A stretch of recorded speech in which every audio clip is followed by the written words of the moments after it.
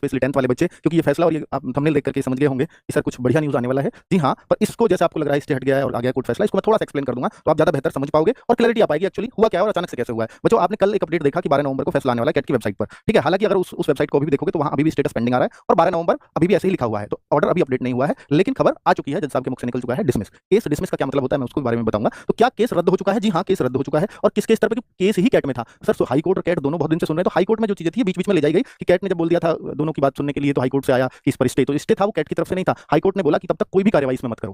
Cat ने ऐसा नहीं रोक लगाई थी कि कार्रवाई नहीं होगी, कार्रवाई चलती रहेगी, कैट में केस भी चलता रहेगा। तो इससे आईटीआई वाला पक्ष संतुष्ट नहीं था, इसलिए वो हाई कोर्ट चले गए थे और हाई कोर्ट से इस पर स्टे लेकर के आ गए थे और इसलिए बीच में आपने देखा होगा रेलवे अधिकारियों को डांट भी लगी थी 30 अक्टूबर के आसपास या उससे 28 अक्टूबर के आसपास। तो कैट से मतलब कैट से हाई कोर्ट यानी दोनों चीज़ों के बीच में चल रहा था। हाई कोर्ट ने हालांकि ये बोल दिया था कि फैसला करेगा इसका कैट ही। तो क्या जो सुनवाई चलनी है, जो तारीखें चलनी है वो कैट में ही चलेंगी और अगर वहां से कुछ आप असंतुष्ट रहते हो यानी इनका फैसला आ जाए और उससे संतुष्ट रहते हो तब आप हाई कोर्ट आइएगा और फिर हाई कोर्ट तभी नई सिरे से देखेगा, आप डायरेक्ट हाई कोर्ट नहीं आ सकते। लेकिन हाई कोर्ट में फिर इस बात के लिए जाया गया कि अभी प्रक्रिया ऐसी की ऐसी चल रही है और अगर प्रक्रिया चलती रहेगी और एग्जाम हो ही गया तो फिर क्या ही अर्थ रह जाएगा इस केस को लड़ने का। इस